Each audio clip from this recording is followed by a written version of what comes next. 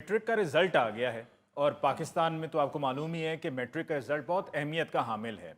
अक्सर बच्चों के घरों में या तो बुजुर्गों की एक दूसरे को मुबारकबादों की आवाजें सुनाई दे रही होती हैं या फिर बच्चों की चीखने की। क्योंकि बच्चों के वालिदैन खास तौर पे मैट्रिक के इम्तिहान में कम नंबरों पे किसी भी सूरत समझौता करने को तैयार नहीं होते। समझौता तो बड़ी बात की चीज है ना जी। कम नंबर सुनने को भी तैयार नहीं होते। हाँ जी। क्योंकि स्यापा ये है यहाँ पे कि यहाँ तालीमी और बाद तालीमी मामलात में मैट्रिक को बुनियाद समझा जाता है। बिल्कुल सही। इसलिए ये जोर होता है भाई मैट्रिक बहुत अच्छे नंबरों में होना चाहिए। हाँ जी। मुझे याद है हमारी स्टूडेंट लाइफ में जब हम छोटे थे तो रिजल्ट वाले दिन अब्बा जी ने जी एक हाथ में जूता और दूसरे हाथ में हार पकड़ के तो रिजल्ट पूछा करते थे। अच्छा अजीजी खुश नसीब हो कि आपके वालिद साहब एक हाथ में हार और दूसरे में जूता पकड़ते थे, लेकिन गौरी साहब के वालिद साहब दोनों हाथों में जूता पकड़ के खड़े होते थे। एक्सक्यूज मी, मेरे वालिद साहब खाली हाथों से मिलते थे मुझे। अच्छा। जी हाँ, उन्हें पता था कि मेरा बेटा बेहतरीन नंबरों में फेल हुआ होगा। गौरी साहब मार तो नहीं पड़ती थी आपको? नहीं, मार इतनी नहीं पड़ती थी। एक्चुअली जब इम्तिहान शुरू होते थे ना तो अबू थोड़ा थोड़ा रोज गुस्सा निकाल लेते थे, थोड़ा थोड़ा मार लेते थे। वो फेल होने तक वो थक जाते थे। बहुत अच्छे, आप इनको और गुस्सा चढ़ाएं। पहले ही पुरानी बातें सुना सुना के हमारा जीना आराम कर रखा है, ऊपर से आप और मसाला तेज कर रहे हैं। बाय द वे, आप ये फजूल बातें भूल नहीं सकते कि रिजल्ट वाले दिन जूते पड़ते थे। यार जस्ट एंजॉय द लाइफ। तुर फिटे मुंह तेरी इंग्लिश दा।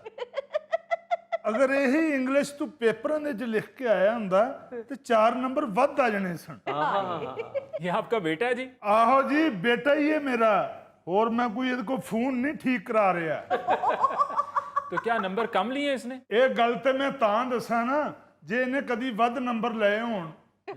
कितने नंबर आए हैं जी इसके? 480 ਲਏ ਸੂ, ਇਹਦੇ ਨੂੰ ਚੰਗਾ ਸੀ ਕਿ 420 ਲੈ ਲੈਂਦਾ।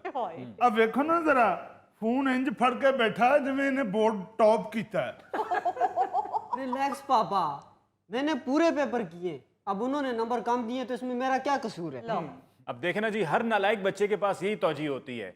वो अपना कसूर नहीं मानता बल्कि पेपर चेकर को दुश्मन पेंट करने बैठ जाता है। हाँ जी। ਇਹ ਤੇ ਸ਼ੁਕਰ ਹੈ ਜੀ ਉਹਨੇ ਪੇਪਰ ਚੈੱਕ ਕਰਕੇ ਘਰ ਭੇਜ ਦਿੱਤੇ ਨੇ।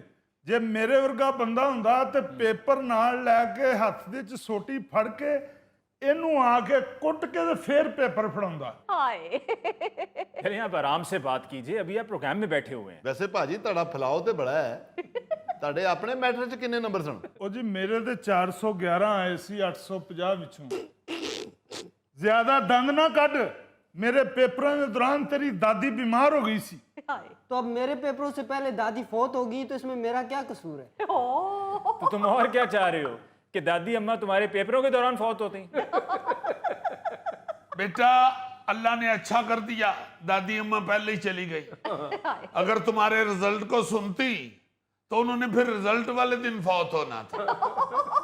क्योंकि वालिद साहब ने तो टोटल 850 में से लिए ना 411, तुमने टोटल 1100 में भी वही स्कोर रखा है। तो जी आप ये भी तो देखें ना, खुद 411 नंबर लिए और मुझे 1000 नंबरों की फरमाइश करते रहे।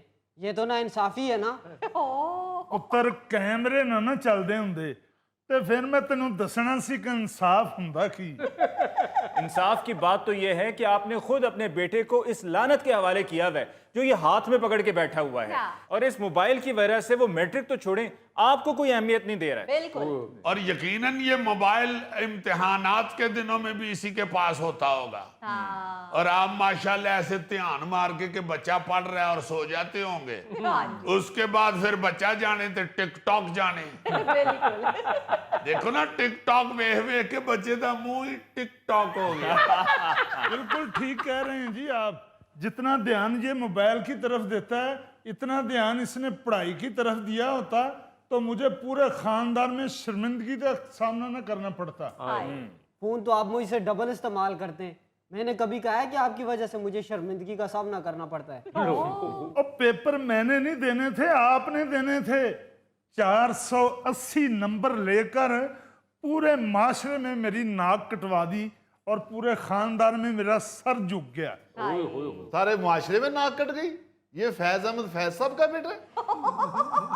शुक्र करें मैंने मैट्रिक कर लिया है, वरना देखें चाचा रफीक के बेटे को 8वीं फेल है, चाचा सईद के बेटों को देखें तीनों 7वीं से भागे हुए हैं, और चाचा रशीद के बेटे को देखें वो 2-2 सप्लियां लेके बैठा हुआ है।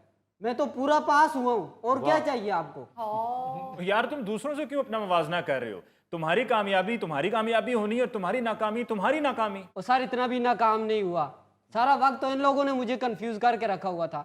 इनसे यही नहीं तय हो रहा था कि मैंने बनना क्या है। कभी कहते हैं कि तूने पायलट बनना है, अगले दिन कोई जहाज गिरने की खबर आ जाए तो कहते हैं नहीं तूने डॉक्टर बनना है।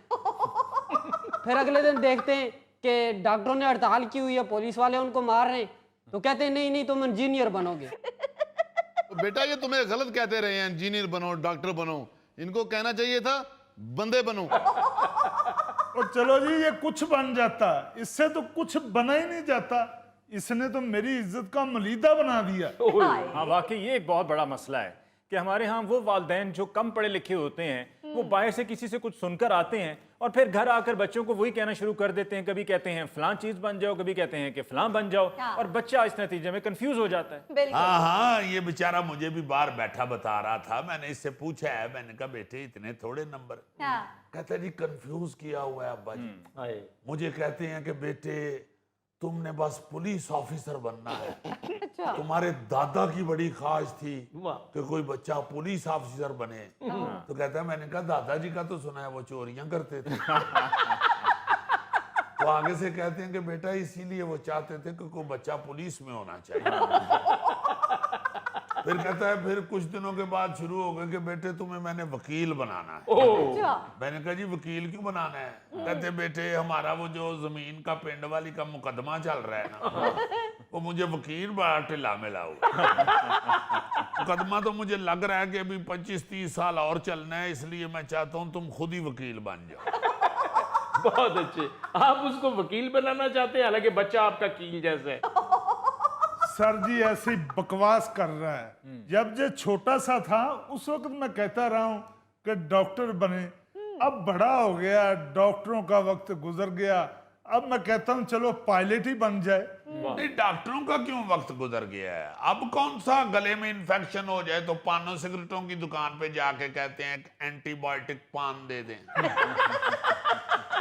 अब भी कोई बीमार होता है तो डॉक्टर के पास ही जाता है। बिल्कुल बिल्कुल। आप असल में वो बच्चा जो कह रहे हैं ना वो सही कह रहा है। आप कोई अहम खबर सुनते हैं या कोई अहम बंदा देखते हैं तो आप सोचते हैं कि एंजदा हो जाए ना मेरा मुंडा तो ठीक है। मैं तो बच्चे की सेहत देख के ये सोच रहा हूँ कि इसके बाप ने ये भी इसको कहा होगा कि बेटा कहीं तुम सील कुकुड़ बन जाओ ना।